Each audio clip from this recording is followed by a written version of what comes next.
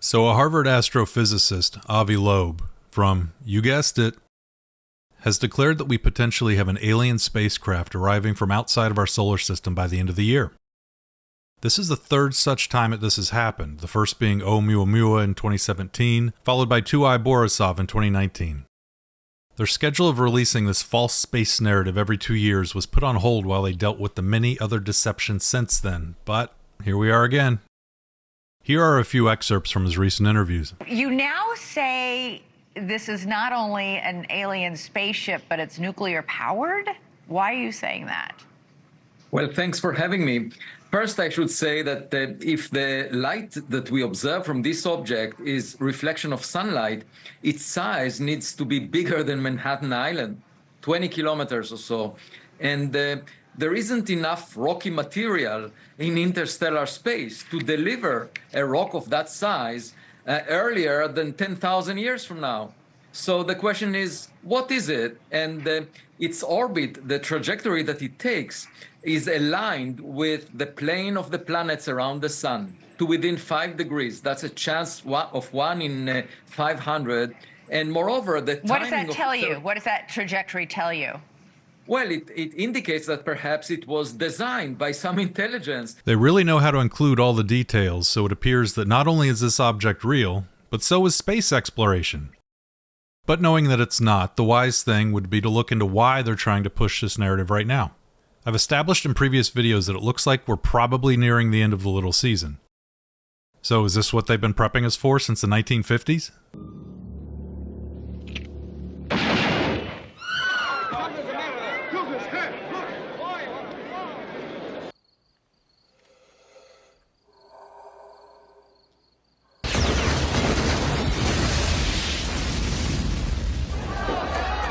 That there have been face-to-face meetings between United States officials and visitors from other star systems, period.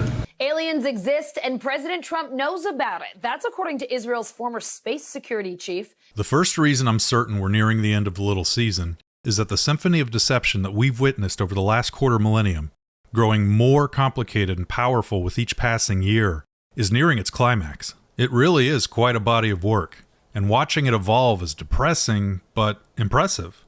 We have finally reached a point where everything 99.9% of the population believes is a lie. And it's not just that what we believe is false.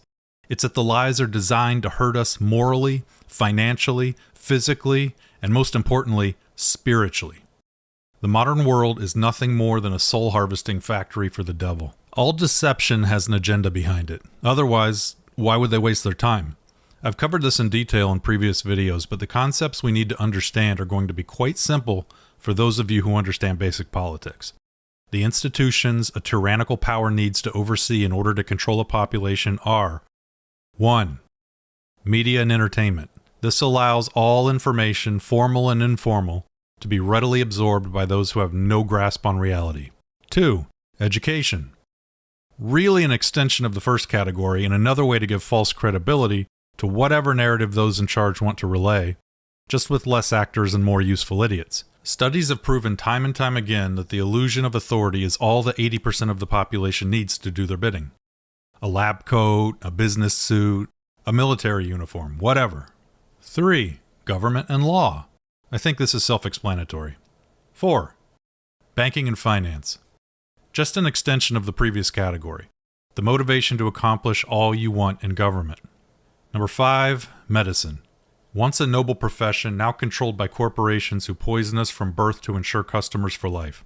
Sick people are also easier to control. Literally every major institution in this world that controls information and power is entirely corrupt. In this case, they're primarily using media and entertainment with just a dash of education, and of course the remaining categories fund it. The Bible warns us over and over again about deception, to the point where it wouldn't be unreasonable to think our entire lives are just a test to see if we're able to avoid Satan's traps. I mean, the first lesson in the Bible, original sin. What did Eve do that was so terrible? She allowed herself to be deceived by Satan. The internet has proven to be quite interesting on this topic. On the one hand, we have more access to information than we've possibly ever had.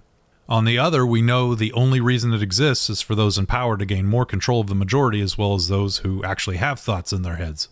Some people go against the narrative and seek refuge in the jungle of information available at their fingertips. The powers that be attempt to control these people through the use of controlled opposition. They orchestrate these outcasts like Tucker Carlson, Alex Jones, and the numerous other large conservatives and liberal social media accounts that were created to give the illusion that you're getting real deal info. And for most of those outliers, it works. But there is only a very, very small number of us who have actually used this tool to actually obtain truth. Since we make up just a small fraction of a percent of the population, I'm pretty sure they just consider us calculated losses, and overall they win. But so do we. The Bible, as well as early church fathers, speak on this period of time, this little season. And the one thing I can't get out of my mind is the prophecy that education will increase during this time. And it's true. The education is available, but only a select few of us will take a break from our debaucherous lifestyles to learn the truth. Another fairly obvious hint that we're nearing the end of the little season is that there is currently absolutely no regard for the future among world leaders. This was already covered in previous videos, so I'll just give a summary. Government, while always used as a tool of the rich and powerful to cater to their own selfishness and greed, at least used to pass laws to ensure future generations would do well enough that they could continue their grift. As all politicians know, if there's no bread, the peasants will revolt. And the standards have increased. Your typical slave today expects to work hard for his overlords, but in return, gets a poorly constructed house or two, a couple cars, yearly vacations, the ability to pay for their children's worthless college degree, and a nice retirement. Well, they no longer pass laws that ensure a financial future for subsequent generations. In fact, they're using every political and financial tool at their disposal to prop up the prices of all assets to enrich the wealthy at the expense of the 99% through unprecedented money printing and fiscal manipulation. Every single political leader is pumping the pockets of the rich to ensure that those of us 40 and younger can never obtain simple generational wealth. For the first time in the history of this country, future generations will not have even a fraction of what their parents did. A 40-hour work week at minimum wage of $1.60 in the early 70s is equal to $104,000 today. Just to give you an idea of the handicap younger people have to deal with. Not only is foresight gone, the economy is entirely fake now, at least at the corporate level. We already know government jobs are just welfare to reward those who pledge their soul to the narrative. But did you also know that 90% of corporate jobs are fake too? David Graeber of Yale wrote a book called BS Jobs, where he reveals that nearly every white-collar job is completely meaningless, and in some cases a liability.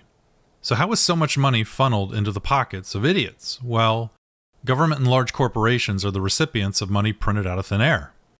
In order to keep the narrative alive that the false world presented before us is legitimate, they require a population of highly paid individuals who are willing to live and die by the lies they've been taught and hold dear. Evil empires certainly don't reward the intelligent or moral. Besides jobs, you also have the stock market, which is completely fraudulent at the highest levels. The biggest company in the world, Nvidia, literally hired the accounting execs from Enron. And of course you know the CEO has had his run-ins with the SEC since the 90s. But it doesn't matter because fraud is the catalyst that keeps this market going.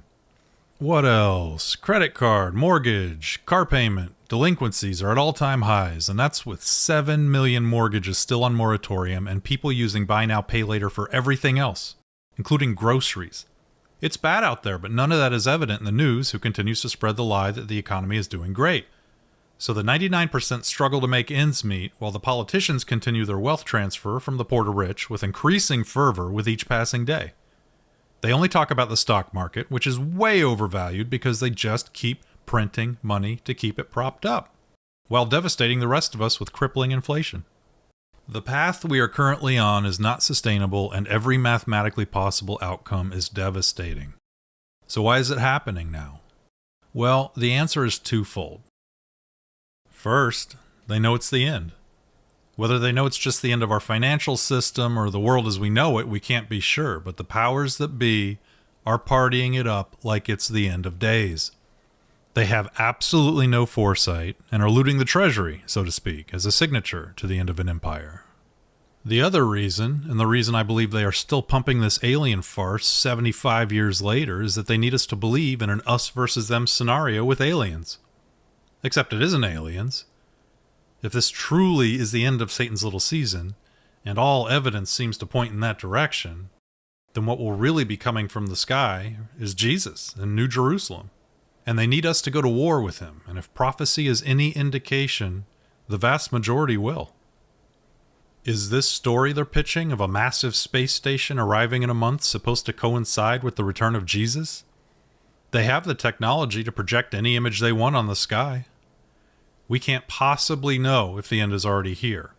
For all we know, it's just another stitch in the tapestry of lies they weave for the eventual battle. But we do know it's coming, and it isn't a compelling conclusion to our book of life. And everyone who is of this world, which is almost everyone, will be just another grain of sand in Satan's army.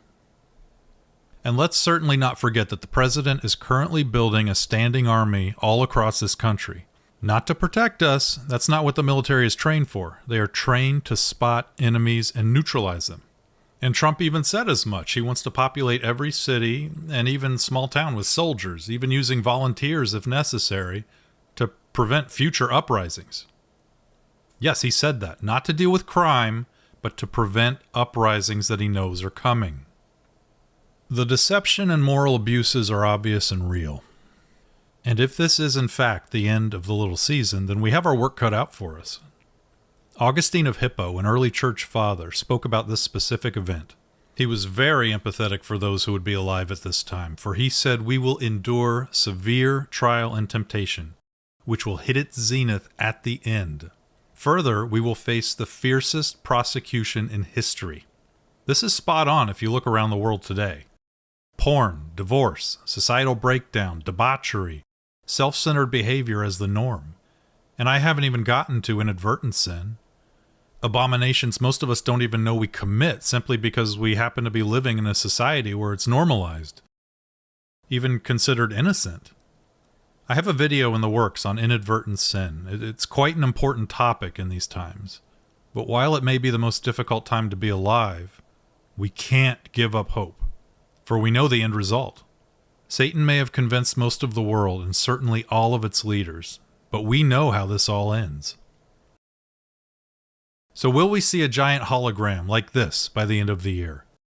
I don't know. Maybe. Probably not. But we will soon. Otherwise, why would they waste so much time and energy on this lie? Thanks for watching, and God bless each and every one of us. We're going to need it.